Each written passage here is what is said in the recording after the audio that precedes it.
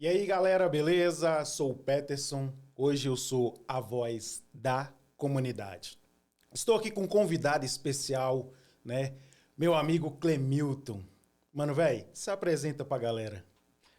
Olha, pessoal, eu estou muito satisfeito de estar aqui com o Peterson, a voz na comunidade. Eu me chamo Clemilton Saraiva, eu sou morador de Ceilândia, filho praticamente da cidade, cheguei lá aos 12 anos e tenho uma trajetória de 48 anos, 49 agora, né, mais precisamente, na cidade. Então, eu queria te dizer que eu quero agradecer a você. A gente tem uma história com aquela cidade, tem toda uma ligação com ela. Eu sou formado em engenharia, sou formado em filosofia, direito e também tenho uma formação em gerenciamento de projeto pela Universidade de Washington, nos Estados Unidos. Eu peguei tudo isso, todas essas questões que eu aprendi ao longo da vida e estou agora numa fase mais dedicada a entregar para a cidade o que eu mais tenho de bom para essa cidade e sei que posso entregar muita coisa, até porque Ceilândia me deu muitas coisas. Um cara assim com essa bagagem, né? Vamos começar a trocar uma ideia aí sobre o seu cotidiano. Um comunicador, hoje é um comunicador, escritor. Como é que paramos aí, né? Como é que chegamos aí a ser escritor? Cara, a questão de ser escritor, né, que você está falando, tem até aqui o nosso livro, está aqui comigo, que é Ceilândia do Preconceito ao Orgulho. Esse livro chegou à minha vida e ele está na minha vida há 5 anos. Porque há 5 anos eu escrevi, eu entreguei o material pronto, mas eu tinha feito um estudo muito assim para buscar a história de Ceilândia e refazer o caminho que normalmente queriam colocar sobre a cidade, que é uma questão de, desde o início, que eu digo o seguinte, as pessoas sempre falavam da SEI, mas esqueciam de falar da Lândia. Porque SEI era a campanha de erradicação de invasões lá no início. Então tinha todo um cobertor de preconceito e que, de alguma forma, as pessoas que não moravam na cidade se valiam dessa história toda e iam contando a história de Ceilândia a partir da SEI e esqueciam de falar da Lândia.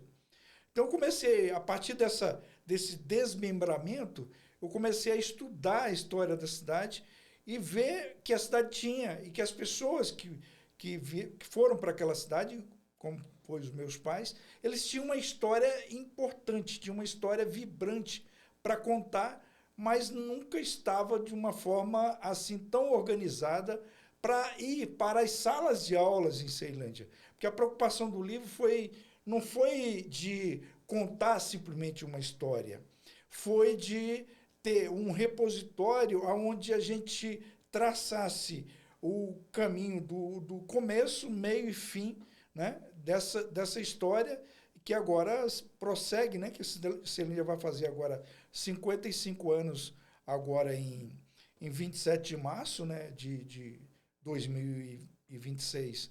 Então, a preocupação foi ter um livro que não fosse algo que tivesse um conteúdo simplesmente de uma biografia ou tivesse alguma coisa que não resgatasse ou que as pessoas não se identificassem com isso.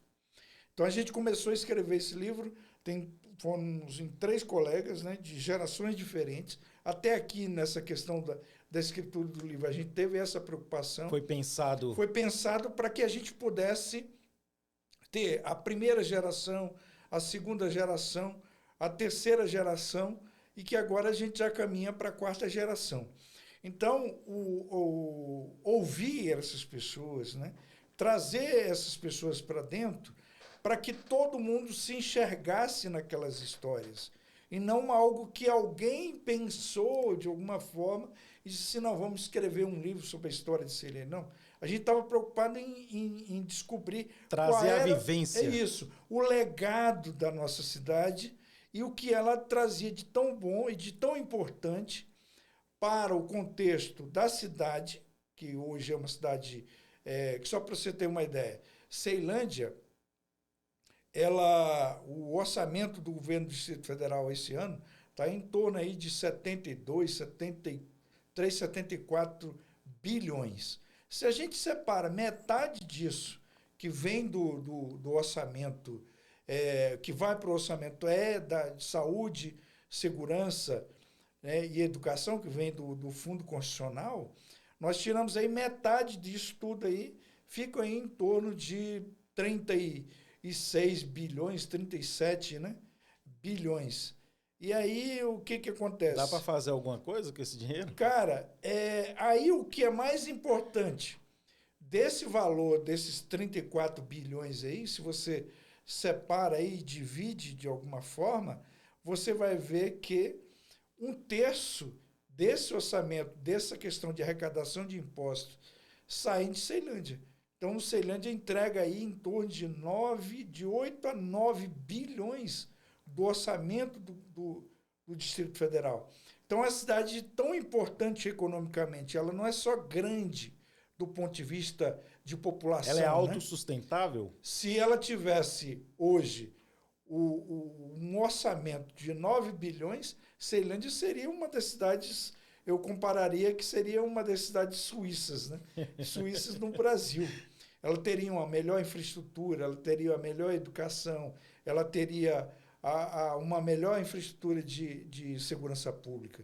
Então, é uma cidade que precisa ser olhada agora, e é isso que a gente caminhou do preconceito, né? Aquele preconceito do início, uma cidade violenta, uma cidade que só tinha pobre, coisas desse tipo, que é isso que as pessoas no início colocavam e dialogavam. No começo sem infraestrutura. Isso.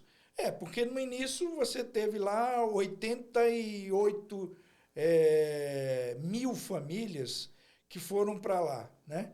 Que ocuparam lotes na primeira leva de Ceilândia. Então você vê o seguinte, inclusive eram pessoas que construíram Brasília. Ela já começou populosa, né? Ela começou grande, eu diria, né? Ela tem uma importância social, política e econômica que no início não se enxergou. Achou que Ceilândia ia ser uma cidade dormitório. Mas foi uma cidade que se reinventou diferentemente das outras cidades. Até Taguatinga ficou menor em relação a Ceilândia. Né? E pessoas negavam, né, em ir para Taguatinga, porque lá também era invasão. Uhum. E preferiram ir para Ceilândia. Sim. E o que acontece? Ceilândia, na realidade, nessa história do livro, quando a gente fala do preconceito ou orgulho, a gente está falando de uma situação que é assim, que é muito importante. A gente está falando daquela questão das pessoas que se reinventaram, superaram todas aquelas questões e hoje são pessoas que têm orgulho de morar na cidade, de viver na cidade. São pessoas que, eu diria que a própria história da cidade, diferentemente, inclusive de parte de algumas cidades, que inclusive mais antigas do que Ceilândia, elas não têm esse apego tão histórico, tão de viver essas questões. Então, assim, Ceilândia, cada coisa que foi levada para a cidade, desde o barraquinho até uma escola, até uma casa do cantador, até um SESC, até o movimento cultural, né? ou as questões políticas que foram criadas e que nasceram na cidade, todo mundo tem um pedacinho de história para contar, né? E que se integra a uma história muito grande de uma cidade que hoje é tão importante economicamente, como eu estava falando nesses números que eu estava te colocando aqui agora. E assim, hoje eu chamando o Clemilton para dar uma volta, né? Eu consigo vivenciar o seu livro? Cara, perfeitamente. Se você tiver a oportunidade de fazer uma leitura e de um livro que está, inclusive, à disposição das pessoas, eles estão em acesso lá no Mercado Livre, você pode comprar o livro num valor muito pequeno, né? Porque o interesse não era ganhar dinheiro com o livro, mas sim levar a história para que as escolas, as pessoas, por exemplo, agora em 2025, nós fizemos um trabalho com professores, com toda a direção da escola, do Centro de Ensino Médio 10, que é lá no PSU, onde eu moro, onde os meninos passaram um semestre estudando o nosso livro e que no final eu vou à sala de aula para dialogar com esses alunos o que eles entenderam da história da cidade, como é que eles enxergaram, se eles viram os pais, se eles viram os avós, se eles viram os parentes, todas aquelas pessoas que estão na cidade, que fazem parte da família dele. Cara, foi um sucesso essa coisa. Fez com que as pessoas tivessem contato com a sua própria história e se apropriasse dela, né? Então, a gente está levando isso às várias escolas, né? O livro está na Biblioteca Pública de Ceilândia e nós estamos levando já para diversas outras escolas para que as pessoas se apropriem da sua própria história e, a partir dali, vivenciando, inclusive, leituras daquilo que, às vezes, ele só ouvia o pai falar, ele começa a ter, o avô, os seus ancestrais, vamos dizer assim, eles começaram a entender que eles fazem parte de uma história muito maior. O andar na cidade, o percorrer as ruas, percorrer as avenidas, ou entender que cada bairro de Ceilândia tem histórias diferentes e que se congregam numa grande história de Ceilândia. Cara, olhando assim, muita emoção você colocou nesse livro, certo? Sim. Trazendo essa emoção, lendo esse livro aí, eu consigo palestrar, né? E como seria essa palestra? Cara, eu acho que a grande palestra de Ceilândia, ela pode estar afincada em alguns eixos muito bem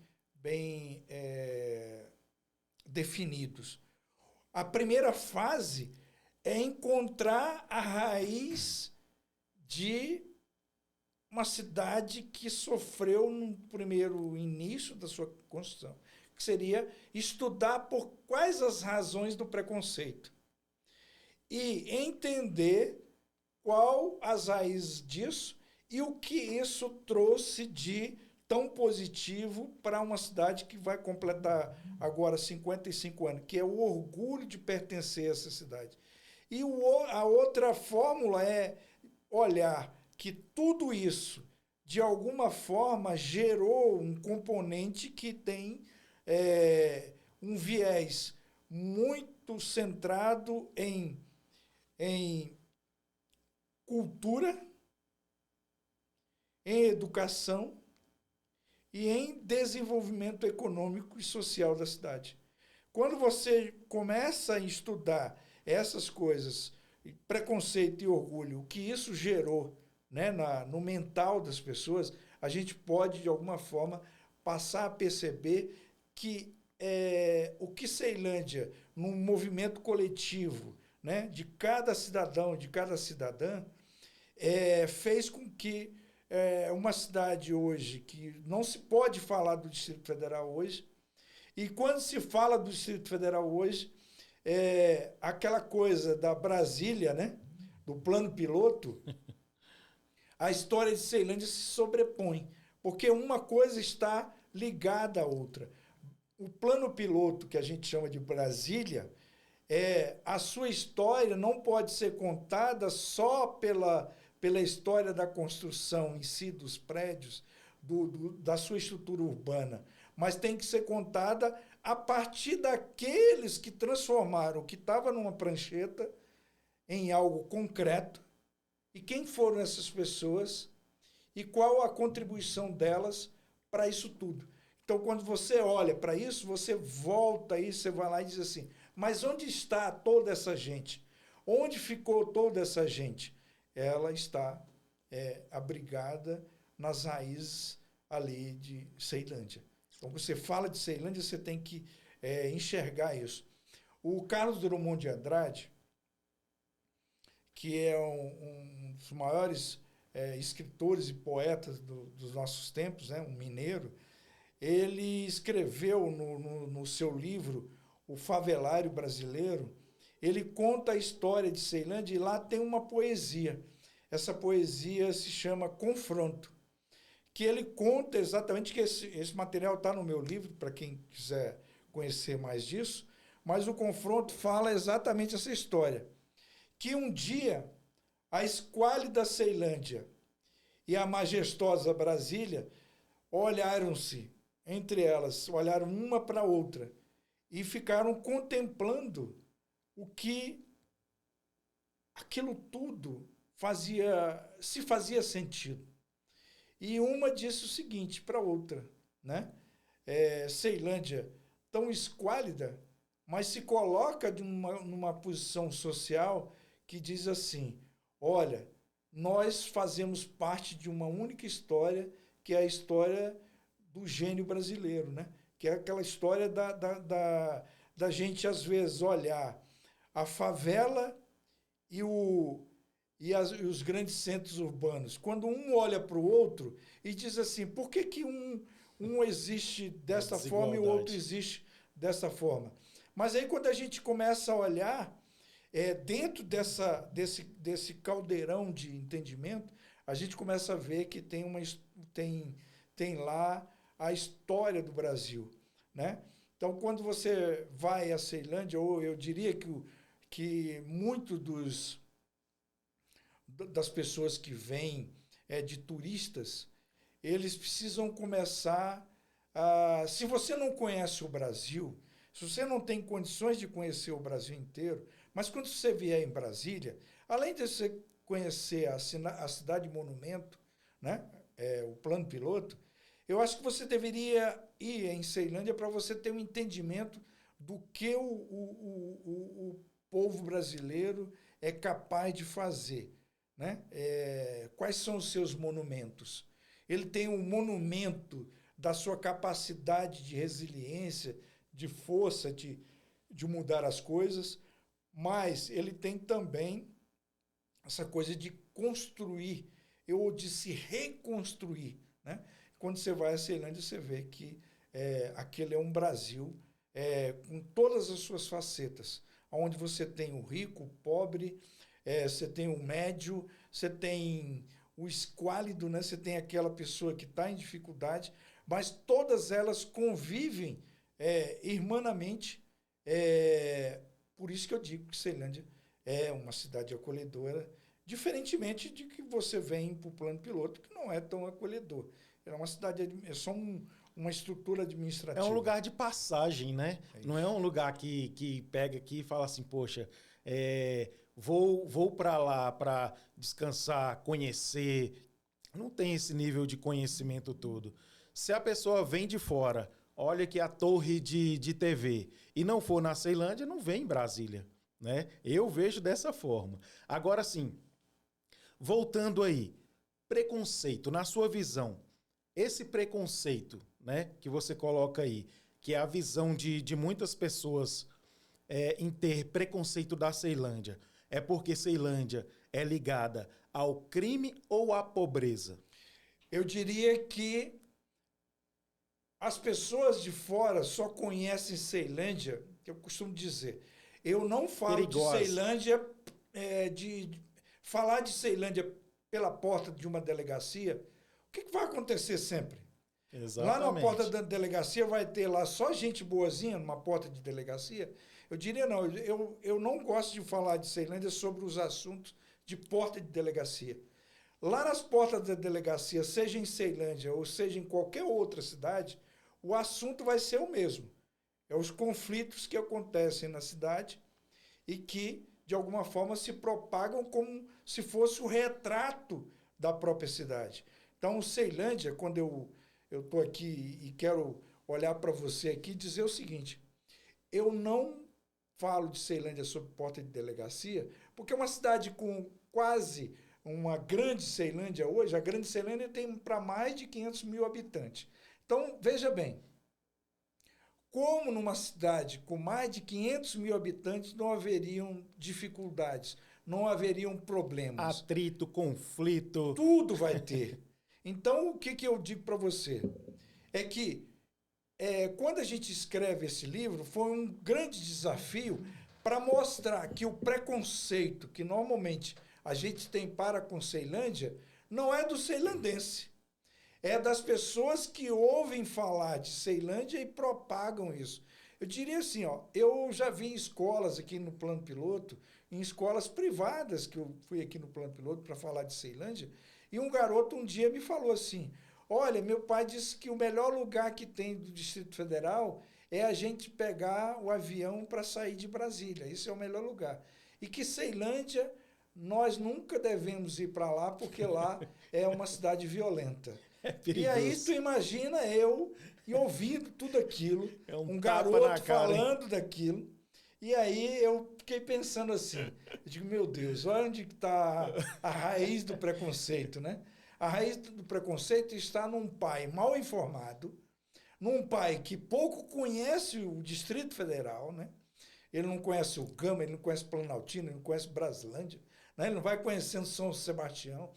E se você vai andando nesse caldeirão todo do DF, você vê em cada cidade uma expressão diferente, uma vivência diferente, uma história diferente, e que se junta nessa história toda. Eu lembro de um governador aí no passado, que ele foi lá e colocou assim, que foi um desastre, né, isso, como propaganda.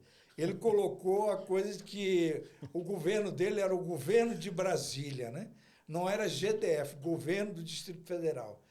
E aí um dia eu questionei ele, né? Ele, inclusive, foi um dos que a gente entrou num grande embate em Ceilândia, que ele tinha um desejo de dividir Ceilândia em Ceilândia 1 e Ceilândia 2, Ceilândia Norte e Ceilândia Sul.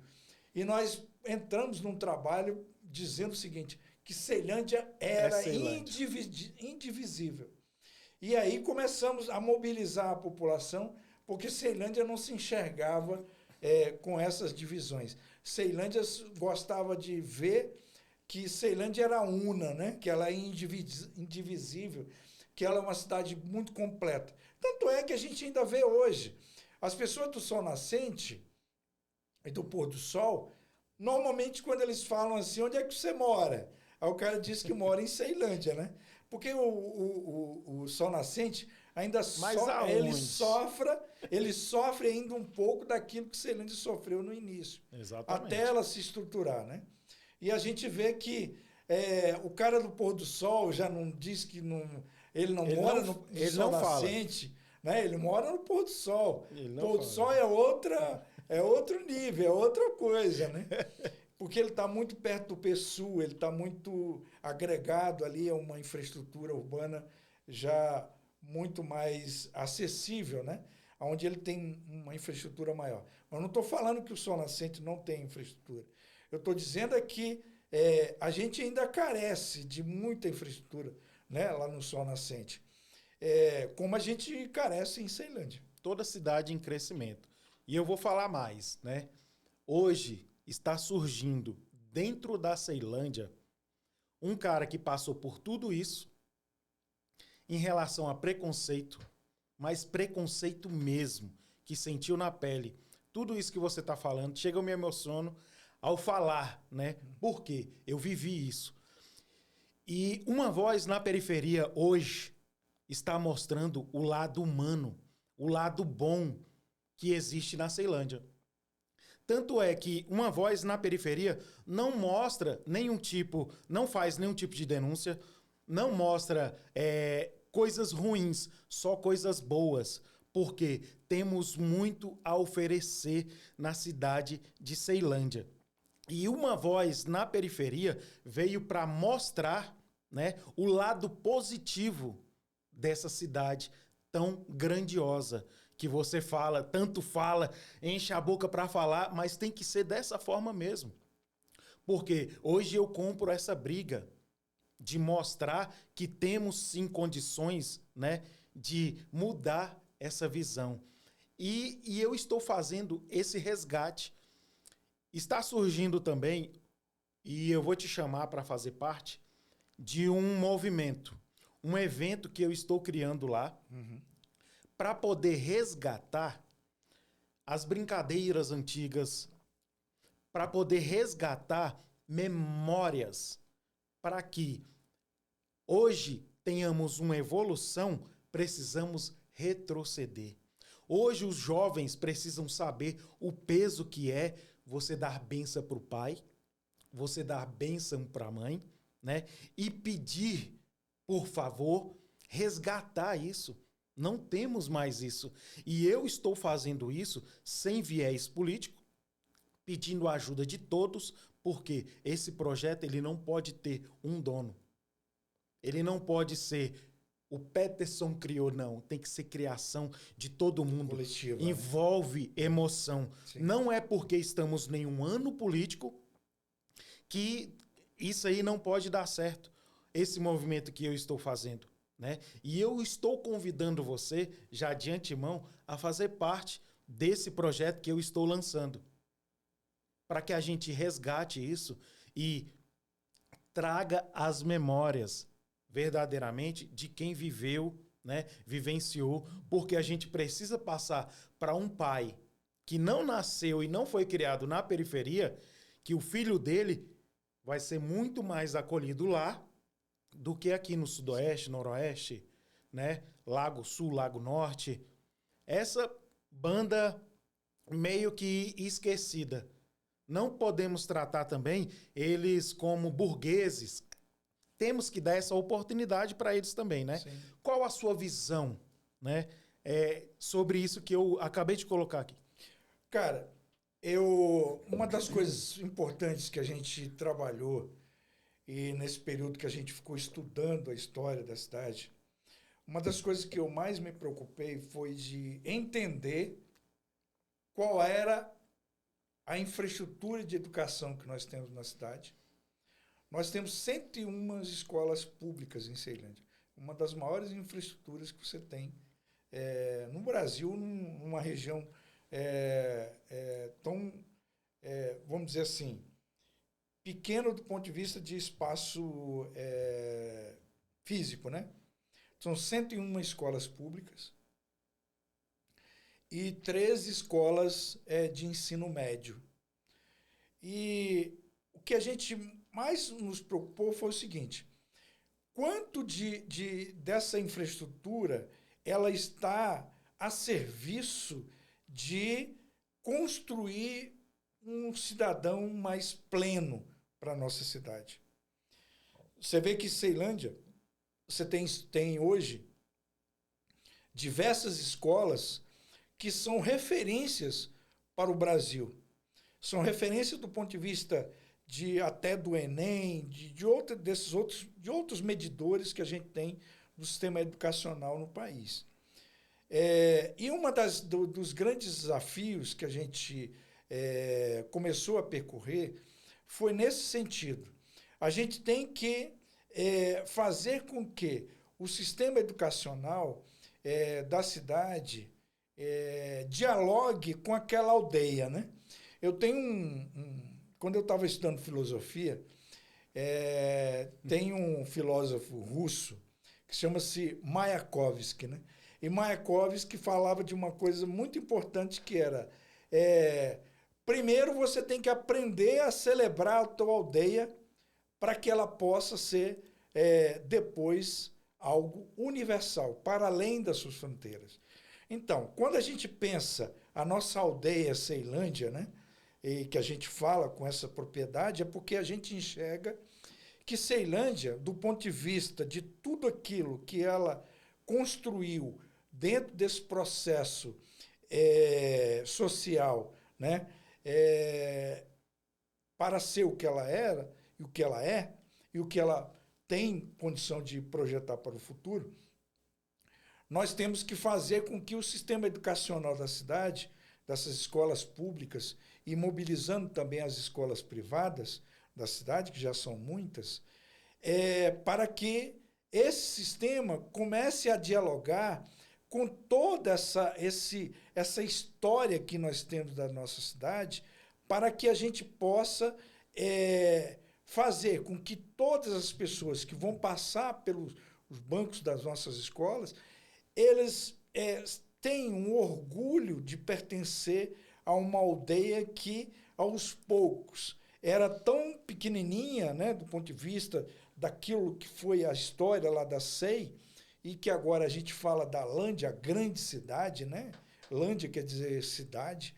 Então, fazer com que todo esse histórico se torne uma massa de criatividade. Se você hoje for olhar essa economia criativa da nossa cidade, quando você vai mergulhar para dentro da economia criativa da cidade, você já vê o seguinte, Ceilândia tem em torno aí de 19 mil empresas entre indústrias pequenas, médias e grandes. Em torno de 19 mil empresas. Mas está nascendo aí um outro fermento tão importante que a gente precisa olhar para ele. Hoje, Ceilândia já passa da ordem de 51 mil empreendedores individuais, né? Então, você imagina o caldeirão produtivo e criativo dessa economia aí, que vai desde o cara que tem um projeto de mudança de crianças a um projeto de pessoas que estão lá na sua casa colocando lá o seu salão de beleza, ou aquela senhora... algo tão incrível que está acontecendo agora é que poucas pessoas viram, nós estamos aí caminhando para uma questão de uma economia um pouco mais, do ponto de vista urbano e de meio ambiente, onde a gente enxerga pessoas hoje o seguinte, usando... refazendo seus guarda-roupas. Então, hoje, o que a gente mais tem hoje em Ceilândia são pequenos locais onde a gente antigamente existia na nossa cidade, que era aquela costureira que você diz assim, enjoei dessa roupa, né? Que agora tem até um site aí que se chama Enjoei, né? Enjoei, mas o Enjoei lá em Ceilândia está tão espalhado na cidade que as pessoas já estão vendo o seguinte... eu não enjoei tanto assim, não. Eu acho que eu quero só repaginar essa minha roupa. E ela vai numa costureira. Então, esse é um outro movimento que tem muito grande de economia criativa. Outra coisa que tem assim, crescido muito é o setor cultural. Ele tem movimentado uma economia criativa tão grande na cidade que faz com que a cidade tenha um movimento cultural que nenhuma outra cidade tenha, né? Às vezes o pessoal fala assim, está crescendo o movimento que vai ter agora do carnaval, dos blocos de carnaval, né? Eu digo, cara, o que um bloco de carnaval entrega no carnaval, propriamente dito? Só no dia, né? Só nos dias. Mas Ceilândia tem um movimento cultural que está constante, é o ano todo. É o ano todo, né? E eu preciso mostrar isso também. As pessoas estão se reinventando o tempo inteiro. Então, isso é uma coisa que a gente começa a ver. E tudo isso nasce a partir do quê? Quando você conhece a sua própria história, os seus legados, as formas como seus ancestrais se reinventaram para fazer essa história desses 55 anos, isso está muito ligado à história daqueles primeiros caras que vieram construir Brasília, que saíram do interior de muitos estados brasileiros, vieram para cá, trouxeram as suas culturas, e agora os seus filhos, que de alguma forma tiveram acesso à escola, à educação, eles estão começando a ver que eles podem trazer para cá esse legado cultural que eles têm do Brasil inteiro. Então, quando você vai em Ceilândia, você tem lá, desde do piseiro, do forró, né? Você tem a galera que trouxe o hip hop, né? Que trouxe as outras culturas. Você tem a MPB, você tem grupos, você tem caras em Ceilândia que é o primeiro, olha que coisa mais legal de se falar, que é o primeiro fã-clube de um cantor brasileiro, né? Que é o Zé Ramalho. E o Zé Ramalho conta um pouco dessa história do cara retirante que veio para Brasília contar a sua história de forma diferente. E o cara é um filho de Ceilândia, né? Um filho de um ceilandense que montou o primeiro fã-clube do Zé Ramalho. E lá o Zé Ramalho tem uma história que tem uma música que diz o seguinte: tá vendo aquela igreja, moço? Ou aquele prédio, moço, que eu ajudei a construir? É tocante Fiz, essa música. né? Peguei da pá, mexi o cimento, fiz o reboco, botei o tijolo, botei tudo isso. Mas hoje eu vejo aquele prédio, moço, e eu não posso mais entrar. Então, se você trazer isso para um elemento histórico, você pode ver o seguinte: o Banco Central, né, que é um ícone, né, aqui da nossa engenharia, aqui no Plano Piloto, o Congresso Nacional, a nossa Praça dos Três Com Poderes, arquitetura, né? com a arquitetura daquela, e você vê assim, cara, teve engenheiros, claro, mas quem foi os caras que tornaram a ideia do cara lá, do nosso O arquiteto? tiozinho da Ceilândia. Então, foi o tiozinho lá da história lá de Ceilândia, né? Exatamente. Sem muita instrução, e fizeram aquilo. Mas quem é o tiozinho de Ceilândia hoje que tem condições de entrar naquele prédio, né? Exatamente. Então, esse cara, quando eu olho para essas histórias, para essas coisas pitorescas que tem na cidade, isso tem conexões históricas, isso tem conexões com as nossas raízes. Isso, na realidade, nos ajuda a fazer com que a gente reconstrua aquele tabuleiro, né? Cheio de pedras diferentes e que estavam ali, que a gente está juntando para mostrar a história do povo brasileiro, dos ceilandenses, né? Eu diria que daqui mais alguns 1000 anos, a gente vai contar a história dos ceilandenses, né? O ceilandense era aquele personagem histórico, né? Que a história A evolução. vai se apropriar e dizer assim: poxa, quem construiu essa epopeia de Dom Bosco, né? Quem fez jorrar leite e mel aqui no coração do Brasil? No meio desse pedacinho aí, que era um quadradinho no meio do cerrado, e que lá no cantinho desse quadradinho tinha os ceilandenses, né? Era o cara que era o ancestral da história do povo brasilienses, né? Então, vocês estão vendo que quando a gente projeta isso no mundo, quando a gente projeta tudo isso, a gente começa a entender o nosso pertencimento. É por isso que Ceilândia, as pessoas gostam de falar. Por isso que o cara diz assim, mas Ceilândia só tem a feira. Eu digo, não, cara. A história de Ceilândia não está resumida a uma feira. Né? Relaxa. Ela está resumida a uma série de outros ícones. A feira é onde se reuniu um pouco da história gastronômica e...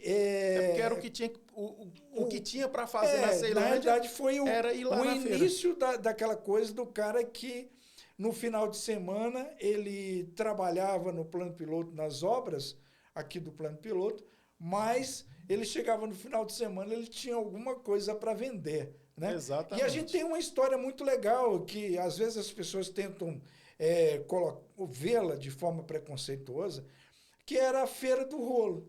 A Feira do Rolo nada mais é do que o cara que tinha a sobra do material de construção, aquilo que de alguma forma era inservível para aquela obra, ou não tinha passado no controle, o cara levava para lá. Ele levava o pedaço de cano, o joelho, Exatamente. a luva, o resto de cola, o prego. Ele levava tudo isso e, de alguma forma, as pessoas precisavam disso para fazer as suas construções em casa. E era lá nos Então, eucaliptos, né?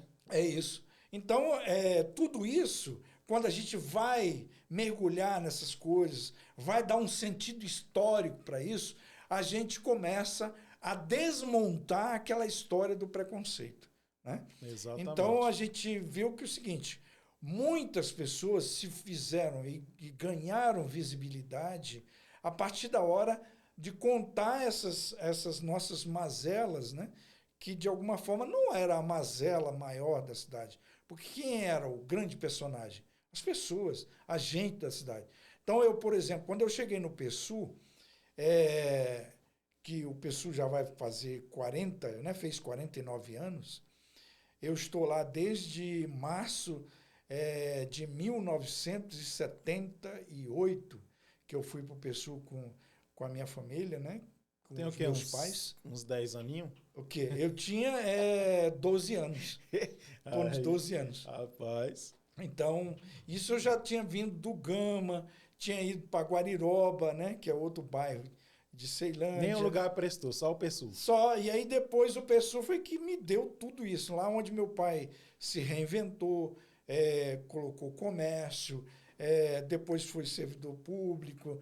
Então, tudo isso era de uma família de 6 pessoas, com mais o meu pai e a minha mãe, 8. Depois vem mais um casal de filhos, que disso tudo foram 10 pessoas. Então, tu imagina naquela época alguém tendo que construir a sua história, aonde você hoje pega os meus 8 irmãos, foram todos construídos por 2 pessoas que não tinham nem o ensino básico, né? Então essas pessoas reconstruíram, refizeram sua história. E a minha história e a história de muitas pessoas em Ceilândia não é diferente. É uma história que se conecta, porque são pessoas que se refizeram, se reconstruíram. Então, Ceilândia você tem grandes atletas, você tem juízes, você tem procuradores, você tem uma leva de professores da nossa cidade. Então, você tem uma série de artistas, de grandes personagens de Ceilândia, que normalmente, por causa dessa coisa de ficar martelando em cima dessa questão do preconceito, ela ficava invisibilizada. Eu assumi a Associação Comercial de Ceilândia há 12 anos atrás, né?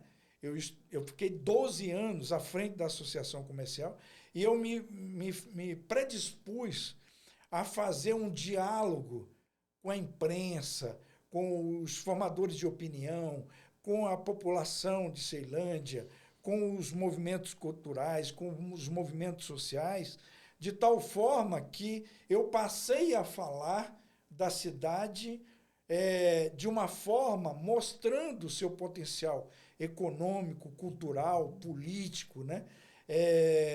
Para que, a partir desses movimentos, a gente pudesse dar uma nova forma, uma nova leitura para o contexto. Porque quando hoje eu falo que Ceilândia leva para o bolo do nosso orçamento 9 bilhões por ano, as pessoas ficam me perguntando, mas como? Cara, é só você olhar, é só você ir em Ceilândia. Você vê o tamanho, né, da nossa cidade, quantas habitações nós temos, só se você contar a parte baixa da cidade, nós temos em torno de 120 mil residências.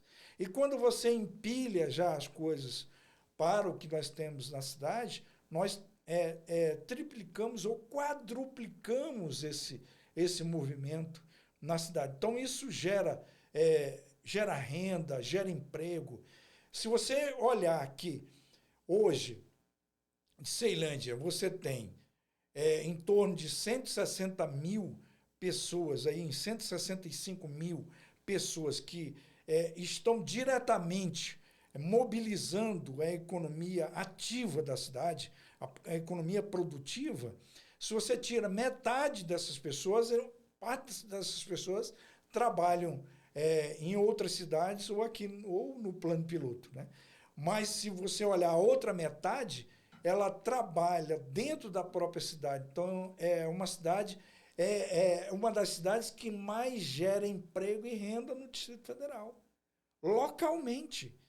Então, quando você fala de 9 bi, você está falando de um movimento produtivo e que a todo dia se reinventa, é algo que é fantástico.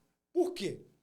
Porque você vê, ó, o Shopping JK, que fica na divisa entre Ceilândia e Taguatinga, no seu aniversário, só no dia do seu aniversário, que foram, e segundo levantamentos internos do próprio JK, no dia foram 85 mil pessoas em um único dia foram lá para prestigiar a abertura do JK Shopping.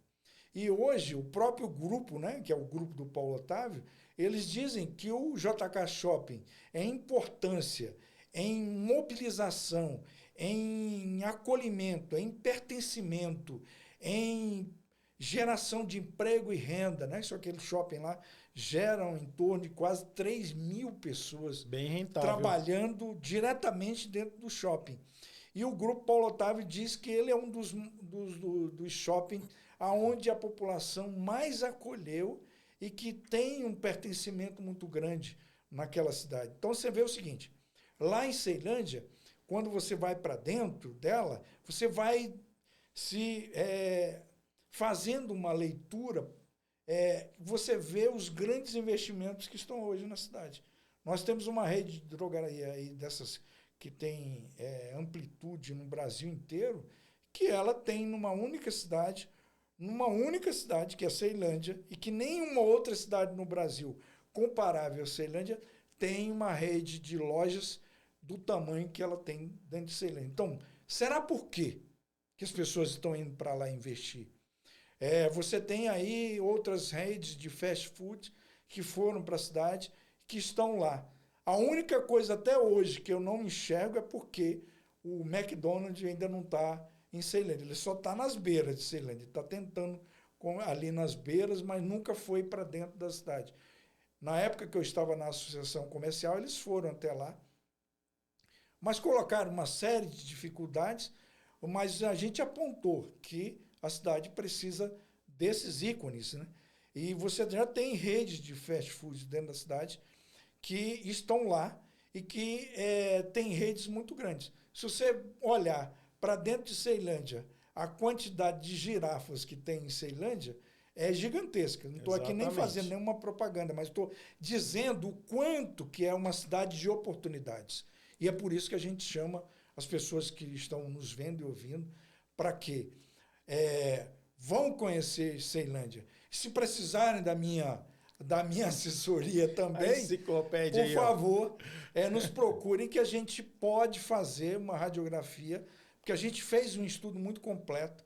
E a gente, na realidade, eu diria que hoje eu sou meio que um caixeiro viajante em busca de novas oportunidades para a Ceilândia, porque a gente enxerga que lá ainda está faltando muita coisa. Não, mas a gente precisa mostrar uma outra visão da Ceilândia, justamente para esse empresário que vá lá para dentro lá e gere emprego, tenha oportunidade de crescimento também, né? Então, para isso, a gente precisa mostrar uma cidade mais atrativa. E é o que estamos fazendo e o que vamos fazer nesse ano de 2026. Se você me permite, eu queria dizer uma coisa aqui muito interessante, porque as pessoas, para elas terem a ideia da dimensão, elas gostam de números, né? Nós temos um condomínio fechado em Ceilândia, que é o Alegro, que ele tem 20 mil pessoas morando nesse condomínio. Então, se você pegar aí dos 5.600 municípios brasileiros, eu diria que metade desses em torno de 2.600 municípios, não tem populações em torno de 12 mil habitantes. Então, eu estou querendo mostrar o quanto que tem de oportunidades na cidade para investimentos. De ganho, né? De ganho muito grande. E que já tem empresas que estão comprando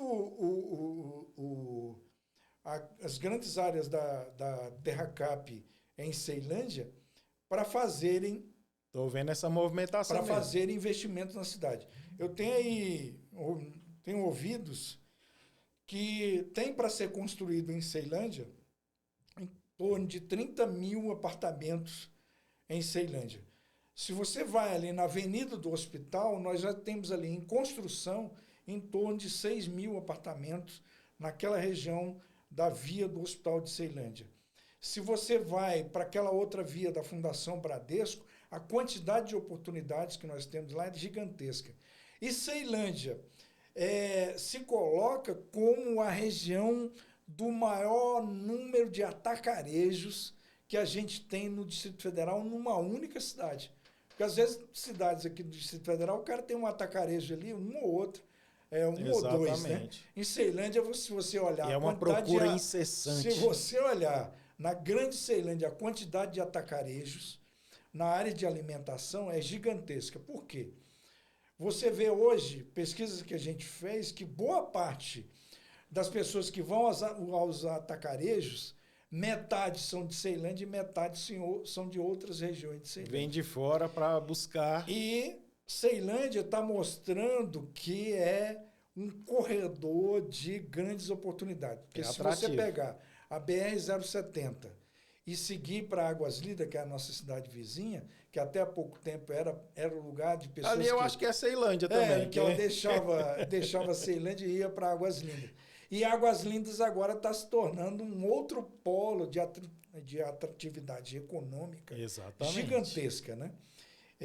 Só para você ter uma ideia, meu pai tinha lá no Jardim Brasília, ele tinha um lotezinho, ele tinha 6 lotes. Aí, uns 10 anos atrás, ele disse assim, vou vender esse trem lá, porque eu não dou conta de ficar cuidando disso, não. Esses lotes, um deles é o que tem a sede da Caixa Econômica lá de Águas Lindas, ali no Jardim Brasília. Hoje, dentre outros... Quem não conhece, Jardim Brasília é a principal. Meu pai vendeu, tipo assim, por 100 mil, hoje eles custam 2 milhões. Então, você está vendo que essas regiões ali, Taguatinga, Ceilândia, Samambaia, Riacho Fundo, Recanto das Emas, Riacho Fundo 1 e 2, e seguindo ali já para outras cidades que a gente já está olhando, né? Água Fria, Santo Antônio do Descoberto, e aí até hoje eu dou valor a uma visão que o pessoal ficava de sacanagem, mas era que eu diria que o Ouriço queria fazer uma ligação de trem, né, de Brasília para Goiânia, que o pessoal chamava de Expresso Piqui, né? Mas, cara, era uma visão fantástica. Exatamente. Porque se você fizer essa conexão aqui... Imagina. Ali, de Ceilândia, Samambaia, Santo Antônio Descoberto, né? Alexânia, e aí vai a Badiânia, Anápolis, direto. Como é que não seria hoje, isso, né, cara? Hoje tudo está praticamente interconectado e eu acho que a gente eu vejo que os chineses que estão vindo para investir lá em Águas Lindas, está na hora deles pensarem em fazererem essa conexão aí, né? Expresso Piqui, para fazer essa conexão Brasília-Goiânia, para que todas essas cidades ao longo dessa passagem se tornem atrativos econômicos, sociais, né? Porque comercialmente, uma ligação dessa para o lado comercial, pessoas que buscam roupas para vender, né? E tem outras coisas também, né? O shopping, aquele shopping seguindo aqui depois de Alexânia, né? Lá de Alexânia, que está me fugindo o nome dele agora, que aquele shopping... Outlet. O Outlet, né? Que era para vender só o que sobrava das lojas, né? das grandes marcas, ele está se tornando algo muito mais importante do que isso. Ali tem uma fábrica da Heineken, né? Que agora hoje a tua cerveja que você bebe em Brasília está lá.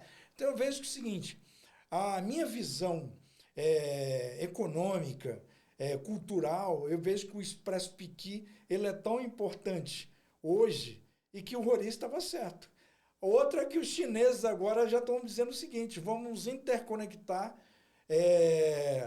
a região de Águas Lindas com Ceilândia, né? Que é um Já é uma veículo extensão. leve sob trilho, que é algo importante que a gente sempre falava. Eu tenho um canalzinho que tem lá na internet, chama Made in Ceilândia, que tem lá no YouTube. Você pode olhar lá que várias coisas que a gente vem falando, que a gente vem dizendo, a gente foi documentando em vídeo essas ideias para mostrar o quanto que é importante você destravar essa coisa do desenvolvimento econômico do Distrito Federal para as bordas. Porque a gente vê que até certo ponto, daqui a uns dias, o plano piloto vai se tornar aquela parte mais tradicional de Paris, né? Onde você vai ver a velha Paris, né? E a velha Só Brasília, vem aqui só para tirar a fotinha mesmo e ir embora. fotos e conhecer, né? Vai ser uma cidade turística, do ponto de Exatamente. vista histórico.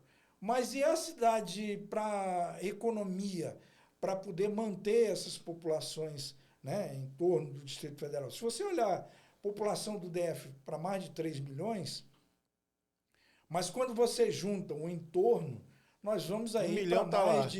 de 4,5 milhões.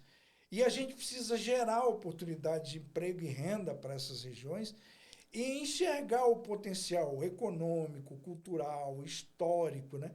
Porque hoje, por exemplo, as pessoas que têm um poder econômico maior estão indo para Pirenópolis. Só que Pirenópolis histórica, ela tem que ser preservada.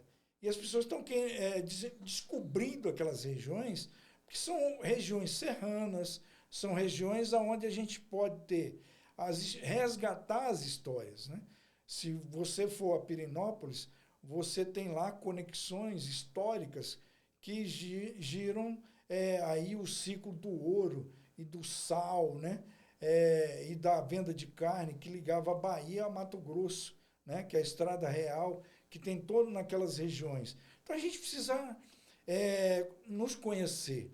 E se você vai para a Ceilândia também, você tem um processo histórico, que é a Fazenda Guariroba, que fica na DF-180, que a gente mostrou em documentários que a gente fez aí junto com a Globo, para mostrar e resgatar essas histórias, porque todos aqueles bandeirantes que vinham de São Paulo em busca do ouro que tinha nessa região de Pirenópolis, ele é lá na Fazenda Guariroba, que está ainda em pé, é um repositório histórico que precisa ser preservado e que lá tem ainda os lugares dos tropeiros que paravam nessa fazenda justamente para se reabastecerem.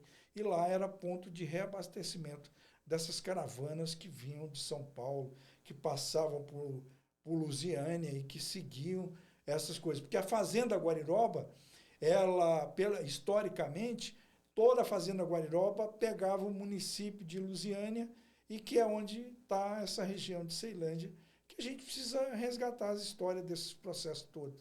Porque eu digo o seguinte, Juscelino, quando dizia que da solidão desse Planalto Central, eu tenho um questionamento, e que está no nosso livro, é que o Planalto Central, o Distrito Federal, não era tão solitário assim. Ele era solitário aqui nessa região, mas essa região aqui era espaço de grandes fazendas. Fazenda Bananal, né, que está ali na nossa região da Ponte JK, que ainda até hoje está em discussão na justiça, a questão de pagamento, né, de desapropriações dessas grandes fazendas. Fazenda Vicente Pires, Fazenda Taguatinga. Então, tudo isso, esses nomes não nasceram do nada. Não foi de um vazio que existia, de uma história de Brasília, que era só a história da Brasília, da construção do plano piloto. Aqui existiam pessoas que estavam aqui trafegando. Se você vai para essa região aqui de Planaltina de Goiás, Planaltina do DF, se vai para outra cidade lá em seguida, que era a região a cidade dos couros, né? Que agora está me fugindo o nome da outra cidade, que depois de, da nossa Planaltina, né? Do DF, você vê que quando você adentra essas regiões, você começa a descobrir histórias que estão adormecidas e que precisam ser valorizadas. É por isso que eu falo de Ceilândia, e Ceilândia não era um local isolado, não era um pedacinho do Cerrado. Toda Ceilândia era parte de um quartel do Exército, que está lá ainda, as instalações estão lá nas 6 da Guariroba, e que eram as instalações de um grande quartel para treinamento de pessoas para proteger Brasília contra possíveis invasões de movimentos que queriam mudar a história de Brasília, a história do poder no Brasil, como a Coluna Prestes. Então, se você entra nesses lugares, né, e adentra isso, o PSU era a área de treinamento militar. Até há pouco tempo ainda se encontra vestígios desses artefatos daquela região. E assim, vamos sair um pouquinho agora do contexto Ceilândia, né? Saímos um pouquinho aí do seu livro e vamos focar em um outro assunto. O Clemilton, ele foi sindicalista, certo? Hoje, o Clemilton, ele vem como pré-candidato, exato? E, assim, como é que está essa situação aí? Porque eu já vou começar a entrar em alguns assuntos que envolvem todo o Distrito Federal. Porque um pré-candidato, se ele vir candidato, ele tem que ter noção não só da cidade dele, mas todo o Distrito Federal, né, num todo, e o que o Clemilton faria. Cara, o desafio que eu tenho é que eu gostaria de só colocar algumas coisas bem legais. O seguinte, eu praticamente nasci em Ceilândia, eu sou filho de escola pública, me formei em técnico, em telecomunicações, lá no CETN, em Taguatinga. Fui para uma empresa de telecom, depois fui fazer engenharia. Depois de engenharia, eu fiz filosofia. Depois de filosofia, eu fiz direito. Mudou. Né? E de depois telecom para filósofo? Não, porque na realidade é o seguinte, eu nunca vi uma vida tão cartesiana, saca? Eu nunca me vi numa vida assim de eixo X e Y. Mas eu vou te apresentar um chegado meu. Sim. Que trabalhou comigo na Oi. Sim. Ele também fez. E eu ficava enchendo o saco. Eu falei, cara, o que tem a ver filosofia? Ele, tudo. Me deixa em paz, cara. Tudo. Me deixa em paz, deixa eu... Tudo. Porque filosofia é a base do conhecimento. É a base do conhecimento. E é lá que você se conhece. Porque telecom, ele é meio frenético. Sim. Pra quem tá nesse meio aqui, e aí, tipo assim, não dá pra ligar um ponto ao outro. Eu fiquei numa empresa de telecom por 35 anos. E comecei com 19. Então, a minha vida nessa área de tecnologia fez com que eu abrisse a minha capacidade de entender o mundo de uma forma muito mais ampliada. E aí, essa coisa da filosofia me veio nessa busca de entender por que eu queria conhecer mais e mais e mais e mais. Isso é fofoca, pô. Isso é fofoca. E aí, o que aconteceu? Quando eu entrei na filosofia, eu percebi que a base dos conhecimentos que eu ainda não tinha estava na filosofia. Mas aí, essa coisa toda foi engrenando. Aí eu fui para direito, né? Me formei em direito, sou advogado. E depois disso tudo, trabalhando numa empresa de telecom, eu também tive a oportunidade de viajar o mundo. E aí, uma dessas coisas foi fazer gerenciamento de projeto na Universidade de Washington, nos Estados Unidos. Então, isso em 1998. enquanto não se falava de projeto aqui no Brasil. Sim. Projeto era uma coisa que o cara achava que o projeto era uma planta de uma casa, né? Vamos fazer o projeto da casa, né? E projeto é uma coisa muito mais ampliada, Muito mais ampla, isso aí. onde você mergulha em buscar as informações. É como se você dissesse o seguinte: para fazer uma casa, o que eu preciso? Eu preciso de tijolo, eu preciso de cimento, eu preciso É uma visão raio-x. É isso, eu preciso do cara que vai fazer, eu preciso do cara que vai fazer a massa, eu preciso de uma série de coisas. Então eu tenho que juntar tudo aquilo. Mas a partir daquilo, como é que eu estruturo aquela minha casa? E aí, essa coisa me fez o seguinte: como eu sempre fui filho de comerciante e sempre vivi nesse meio, eu sempre estive muito ligado nisso, eu, junto, não podia dirigir empresa, mas meu pai e a minha mãe, os meus irmãos e tudo isso, a gente foi fazendo essa conexão e eu sempre tive muito mergulhado nisso. E aí fui para a associação comercial. A minha ida para o sindicato, eu diria que foi no setor de telecom. Eu fui para construir, junto com diversos outros colegas, para construir um dos sindicatos mais bem estruturados do Distrito Federal, que era o Sintel-DF. Então, naquela época, você tinha aqui duas empresas, né? Você tinha a Telebrás, que era a dona das empresas todas do Brasil, do qual eu trabalhava, e tinha a Telebrasília.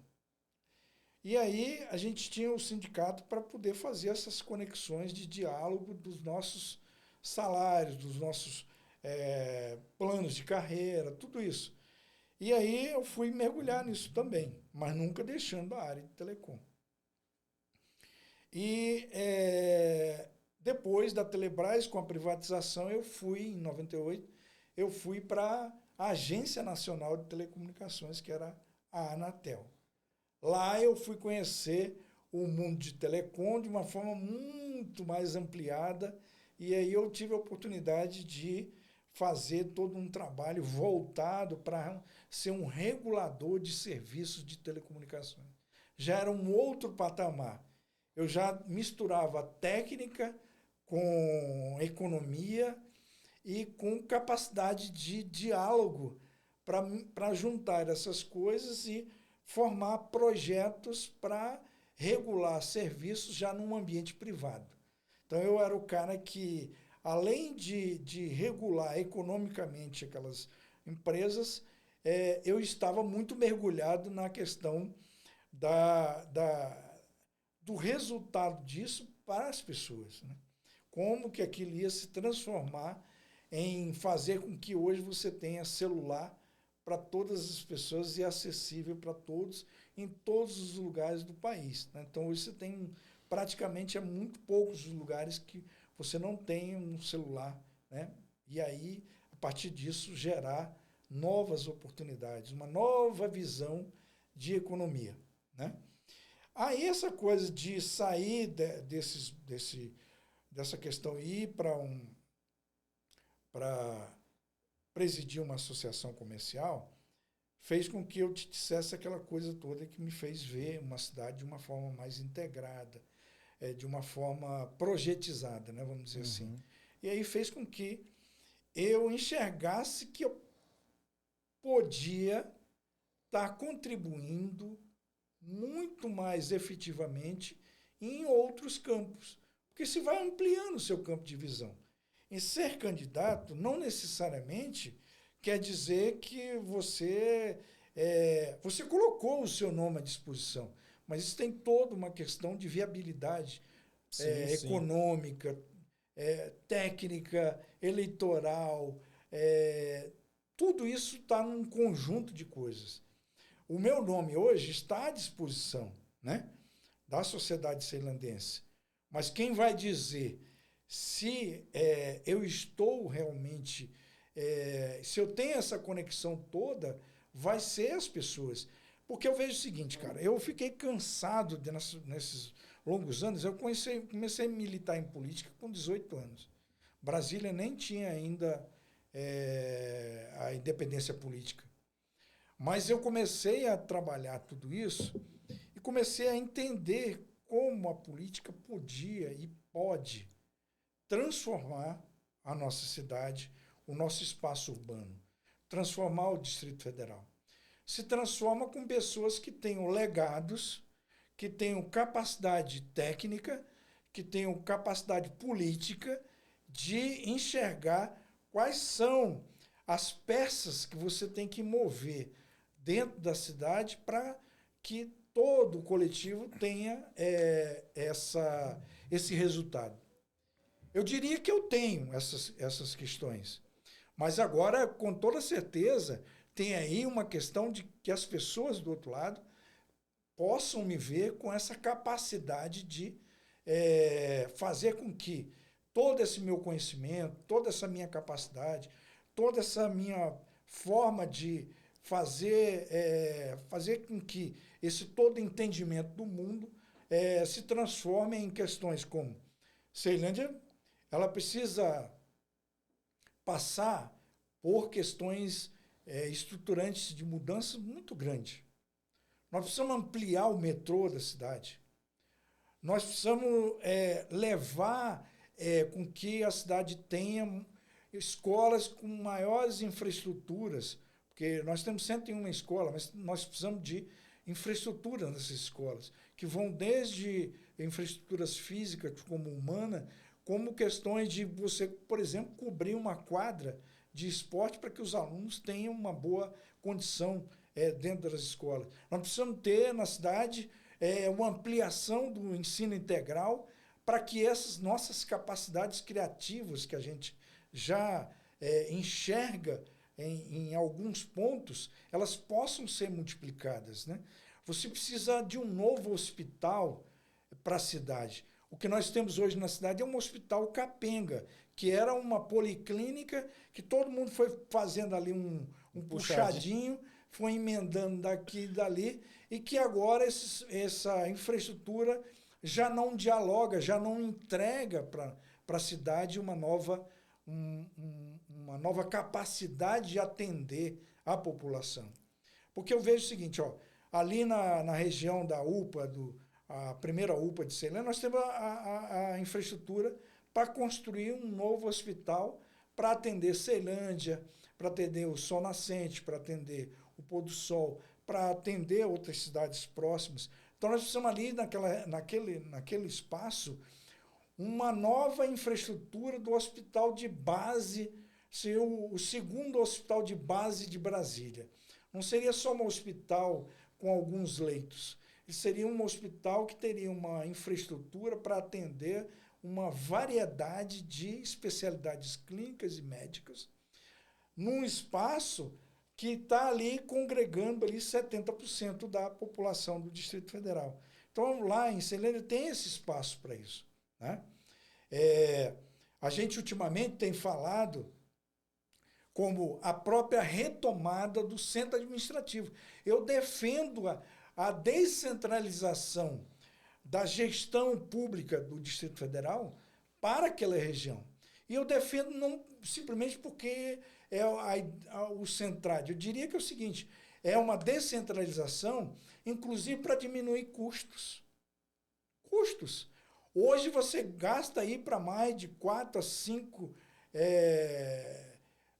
milhões. Só com aluguel. Com aluguel, e que isso dá muito mais de 30, 40 milhões por ano. E que o governador agora disse que o Distrito Federal está precisando enxugar a máquina. Mas eu vejo que há contradições nessas questões.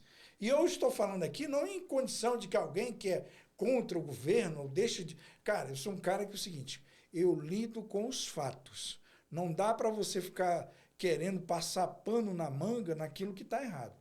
Por exemplo, agora mesmo, saiu uma notícia de que a Secretaria de Obras vai sair de um lugar que ela pagava R$24 mil em água e luz por mês, que daria em torno de 250 a 270 mil reais por ano,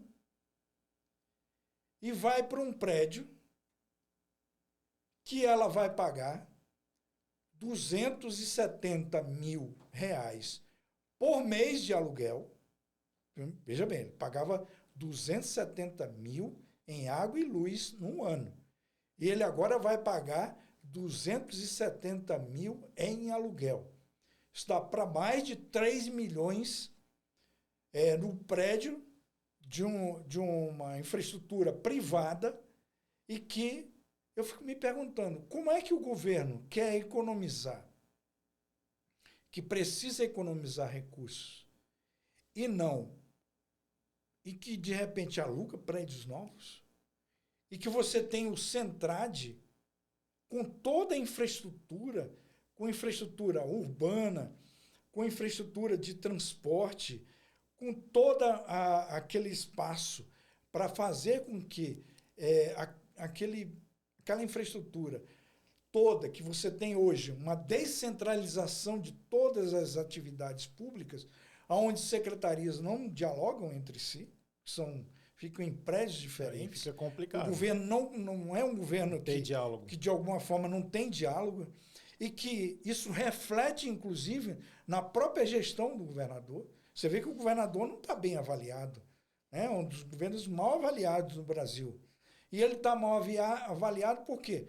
Porque essa infraestrutura de governo também não serve a esse diálogo coletivo. Cada secretaria dialoga com o seu nicho, né? E esquece de olhar que o governo é um todo. Você vê agora em Ceilândia. Nós estamos com um problema sério em Ceilândia. Nós estamos com a cidade toda. Cara, a cidade está um matagal. E os caras estão tentando correr contra o tempo para diminuir o matagal, mas a infraestrutura que tem lá, do ponto de vista de cuidar da cidade, é quase nada. Você tem que trazer infraestruturas de longe para poder concentrar naquelas regiões. E aí, se você vai para esses espaços urbanos todos, você começa a ver que o governo está dividido em feudos. Então, a questão da segurança pública, lá em Ceilândia, que aí você me pergunta. Eu falo muito de Ceilândia porque, quando eu falo do nosso universo, sim, dá para a gente pegar e explodir isso para o universo como um todo, o universo do Distrito Federal. As dificuldades que nós passamos lá não é uma dificuldade local, é uma dificuldade de uma falta de um planejamento integrado. Então, você tem lá, hoje, 200 policiais, 100 em cada quartel, porque nós temos 2 quartéis. Nós temos um maior número de viaturas paradas dentro desses quartéis. Um deles é em frente à minha casa, lá no PSU. Então não dá para ser alguém dizer aqui que eu não conheço o que está acontecendo. Eu conheço, eu estou vendo o que está acontecendo. E se você pega desses 100 policiais em cada quartel, o outro fica ali na região de Ceilândia Norte, né? Ali mais próximo do setor de indústria, e você olha o seguinte, 100 policiais em cada quartel, se você tira aí 30% tem escala. Você tem que botar eles em escalas para poder, porque ninguém trabalha equilibrar. Todo dia. Você tem aí em torno de mais 20% desse pessoal com problema de saúde. Tira mais aí alguns 10 a 15% de férias.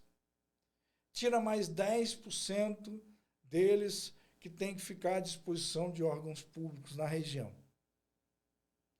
Tem mais 10% dele que fica ali no trabalho administrativo dos quartéis.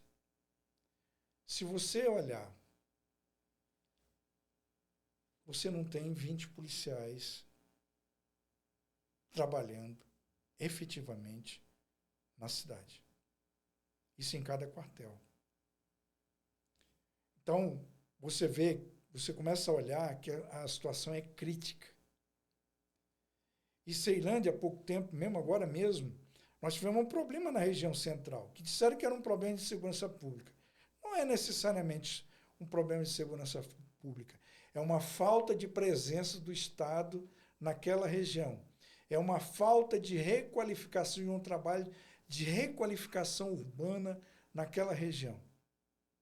Então, se você vai mergulhando no cerne da questão, do problema, você vai vendo que os problemas de educação, de saúde, de segurança pública, Eles estão por falta de infraestrutura e de recursos humanos. Então, eu queria dizer o seguinte, eu quero ser candidato a deputado distrital, né? Eu sou na condição de pré-candidato a deputado distrital, para que, se for da vontade das pessoas que estão nos vendo e ouvindo, eu quero ser esse candidato para refletir essas questões, para estar buscando soluções para essas questões. Eu não quero ser candidato a deputado distrital para ficar lá na Câmara Legislativa e que na hora que está uma discussão lá que é a mais difícil, todo mundo foge e diz que está a serviço de outra questão, ou está no gabinete, ou não está presente na Câmara. Eu quero ser um cara que está lá. Ou que mesmo, se eu estiver numa bancada de apoio a um governo, ou não, eu não quero ser o cara que vai ficar lá para passar pano. Eu quero ser um cara lá que vai estar lá para denunciar, para fiscalizar todas essas questões. Quer fazer a diferença, aqui, né? É isso aí. Cara, seguinte, estamos chegando ao final aí da nossa entrevista. Foi muito bom ter você aqui e vou abrir esse espaço para que você olhe para o seu público e fale assim, pré-candidato, o Clemilton, em 2027, sendo eleito, o que faria?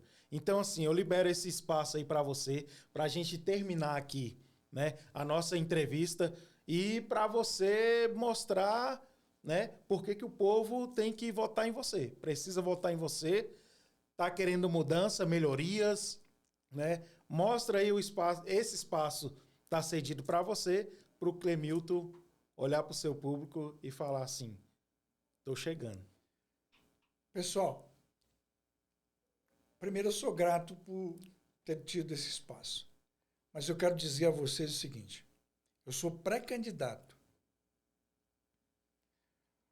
Mas eu só conseguirei fazer e mostrar que eu sou diferente e que eu conheço com propriedade das coisas que eu estou falando, se você confiar em mim. Se você depositar em mim a sua confiança, você pode ter certeza que eu não vou ter o meu gabinete.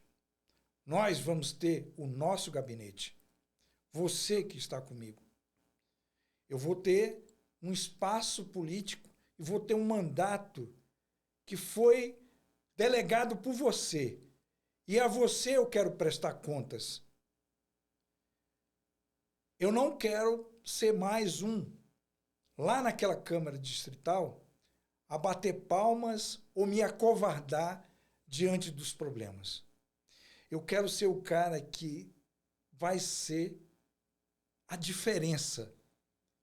Mas a diferença, não porque eu vou ser diferente por si só, mas eu quero ser diferente pela minha história, pelo meu legado, pelas coisas que eu fiz e pelas coisas que eu tenho capacidade de fazer. Eu só quero uma coisa, eu quero a sua confiança. Esse é o meu maior desafio. É fazer com que você me conheça e entenda que é possível fazer diferente. É isso aí. Esse é meu camarada aí, meu amigo Clemilton, né? Na qual eu tenho muito apreço. Queria agradecer a sua presença aqui. Mostrou um pouquinho da história, trajetória, né? Da conduta do cotidiano da nossa Ceilândia. Sou muito grato, né? A Deus aí por ter conhecido um cara igual você, de boa índole, boas intenções, né? E que, cara, esse ano de 2026 promete seja, cara, um canal de bênçãos aí, né, nas nossas vidas aí, que verdadeiramente venhamos fazer a diferença, não só na nossa Ceilândia, mas todo o Distrito Federal. Quero desejar boa sorte para você nessa caminhada, na nossa caminhada, que esse ano aí seja repleto aí de coisas novas, né, juntamente com coisas antigas também, para a gente trazer a memória. Então, assim, o meu muito obrigado por estar aqui, né? Quer agradecer alguém? Sinta-se à vontade. Cara, eu primeiro quero agradecer a toda a galera aqui que nos acolheu aqui nesse bate-papo. Quero te agradecer pela oportunidade. Me coloco à disposição de vocês para novas jornadas. Massa. Antes de ser pré-candidato, eu sou um cidadão. Então, como cidadão celandense, como cidadão do Distrito Federal, eu estou à disposição para a gente buscar novos caminhos, novas oportunidades, que é isso que nós estamos aqui. Muito obrigado pela participação, que Deus abençoe a você e abençoe a todos nós que estamos aqui, que estão nos vendo e ouvindo. Valeu, galera. Muito obrigado. Estamos ficando por aqui. Tchau.